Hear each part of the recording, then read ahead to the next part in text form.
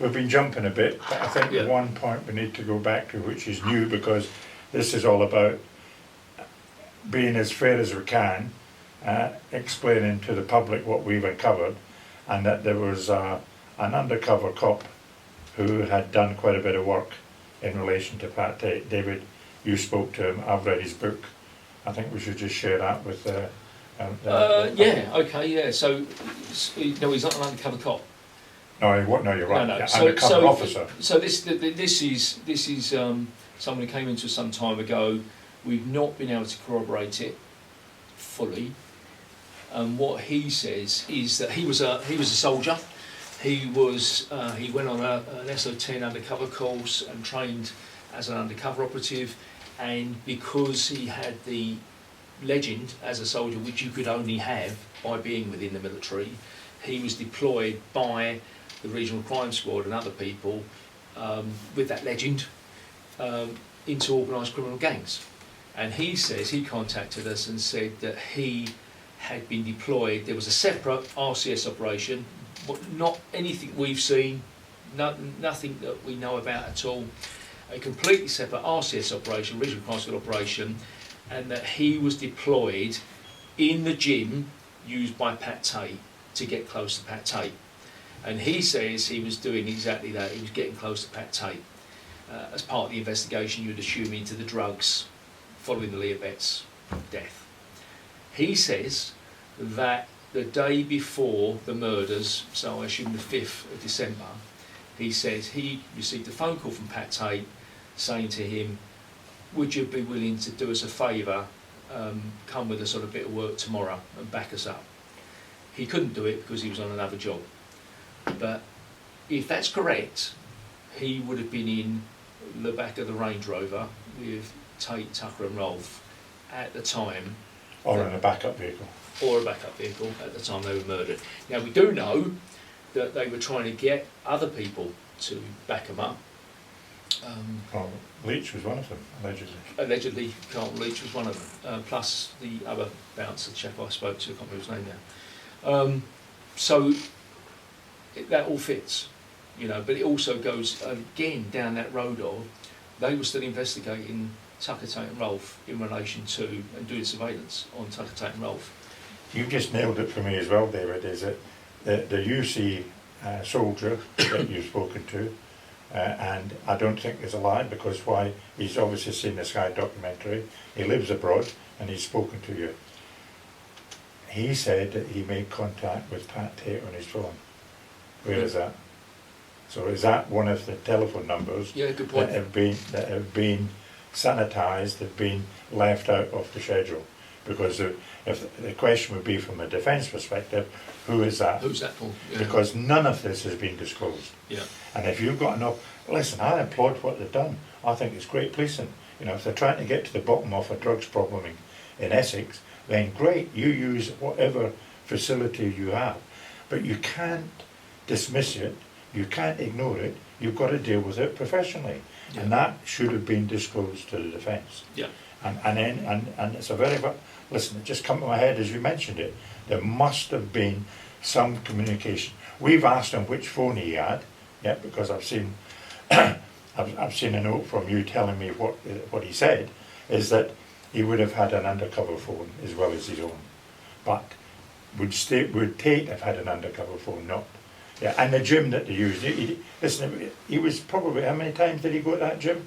Well, it couldn't have been too many, because he would only have been deployed after November 1995. So it's a short period of deployment.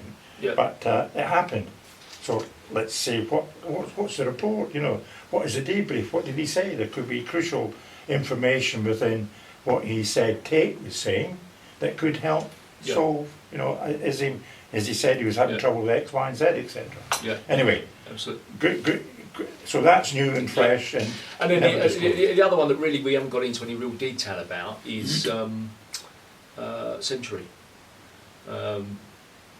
And the important stuff that's come out of Century. So very, very quickly, Century was an undercover operation that was run by Essex Police, where they basically put RUC, undercover operatives, calling Michael Steele and Sarah Saunders from telephone boxes in Ireland, in Belfast.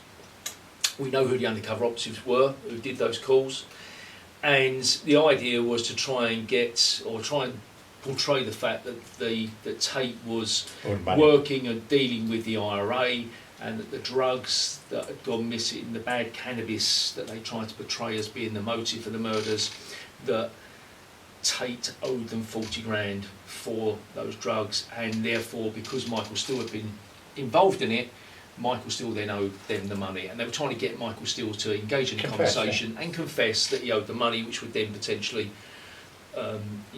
support that account. The important fact is that there were a number of phone calls made by the undercover operatives in Ireland to Michael Steele. Michael Steele clearly didn't believe the scam and recorded them, and we spoke to the officer who ran that operation, who was a detective constable on the undercover unit, and he says that he went out to Belfast, was in direct contact with the RUC undercover operatives when they made those calls, and Jules Florence was there as well.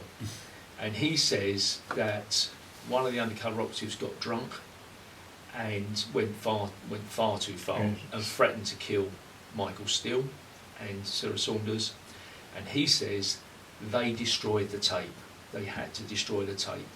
Now that is perverting the course of justice, lack of disclosure, all sorts of stuff involved in it, right? So that in itself, from Operation Century, is shambolic, corrupt, whatever you want to say. But again, that would completely undermine the convictions of Steele and Wones.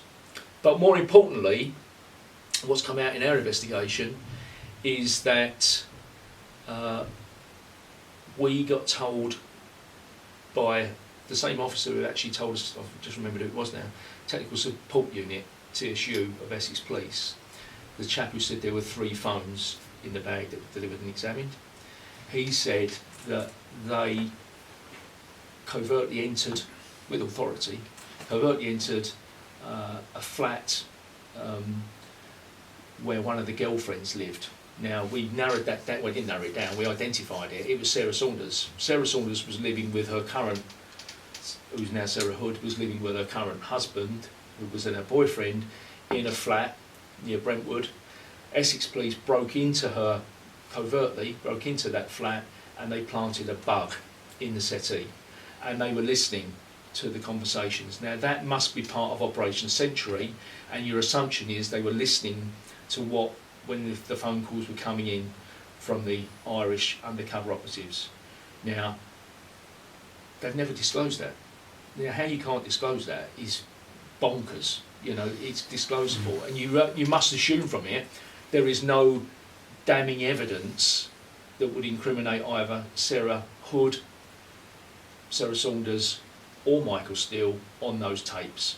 Now, you would expect those to be disclosed because it's relevant material. Relevant material. Yeah. And the reason for the bug, David, is evidence. The telephone, if there's any talk on the telephone, it's not evidence, is it? It's only intelligence.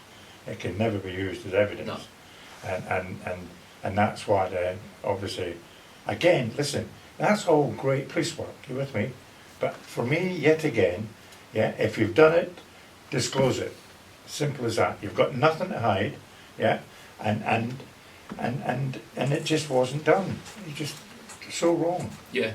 And again, you flip back to, again, it all sort of fits in. Who was the officer who... We remember the things we've forgotten about.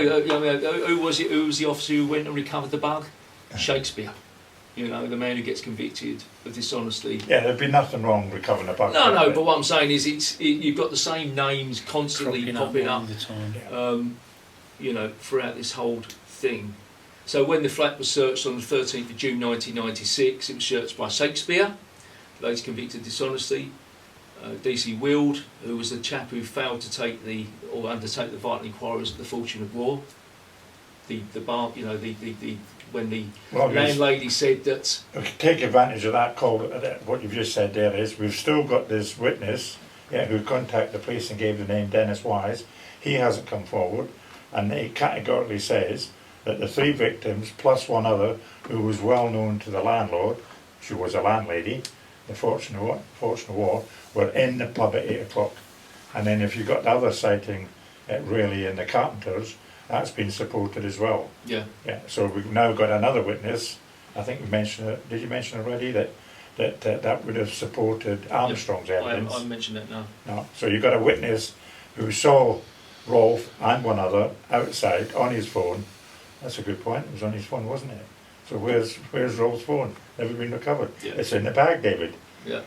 Well, that, Oh, and God, this is a kind of one, isn't I know it? it is, yeah, but if just to explain that, we have another witness who come forward, and she says that at 8 o'clock she saw Craig Rolfe Yes. walk in front of her car. She had to brake sharply. Yeah.